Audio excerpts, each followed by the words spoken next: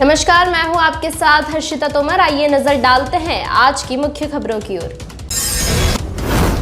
एक अध्ययन से पता चला है कि ओमिक्रॉन वेरिएंट के लिए रिपोर्ट किए गए शीर्ष 5 लक्षणों में नाक बहना, सिर दर्द, थकान, या तो हल्का या गंभीर छींकना और गले में खराश होना है इत्यादि लक्षण संक्रमितों में मिल रहे हैं। सबसे बड़ी बात यह है कि भारत के प्रमुख राज्यों में चुनाव है और नेता जोर शोर से चुनाव प्रचार में व्यस्त हैं।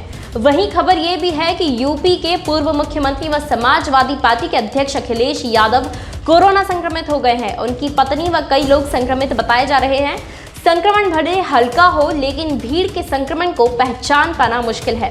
प्रधानमंत्री नरेंद्र मोदी भी यूपी के चुनावों में जबरदस्त चुनाव प्रचार कर रहे हैं, लेकिन उनकी रैलियों में कोरोना गाइडलाइंस की सरेआम धज्जियां उड़ाई जा रही हैं। अब ऐसे में देश दोबारा से कोरोना विस्फोट की ओर बढ़ रहा है।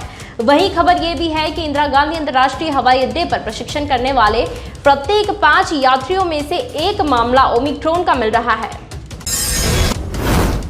कोरोना वायरस के नए वेरिएंट ओमिक्रॉन ने सरकार की चिंता बढ़ा दी है। Institute of genomic and integrative biology का कहना है कि इंदिरा गांधी अंतर्राष्ट्रीय हवाई अड्डे पर परीक्षण करने वाले प्रत्येक 5 यात्रियों में से एक मामला ओमिक्रॉन का मिल रहा है।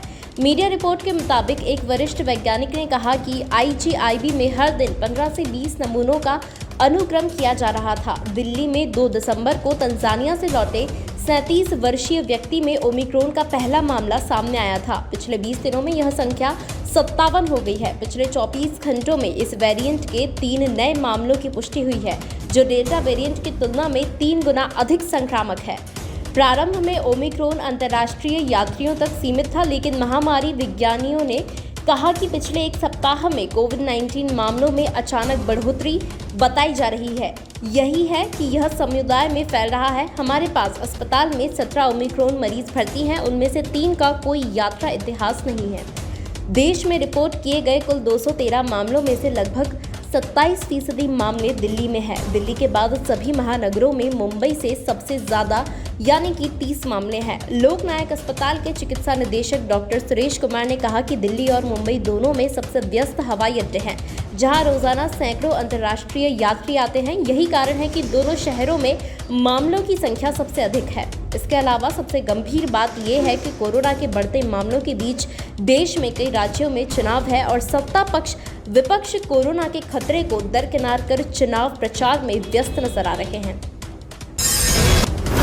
अगर आप YouTube पर हमारी खबरें देख रहे हैं तो खबरों को लाइक करना, शेयर करना व हमारे चैनल को सब्सक्राइब करना ना भूलें। अगर किसी के साथ कोई भी घटना घट रही है जिससे आप परेशान हैं या पीड़ित हैं, तो आप तुरंत हमारे WhatsApp नंबर पर जानकारी दे सकते हैं, जिससे कि आपकी समस्या का समाधान किया जा सके।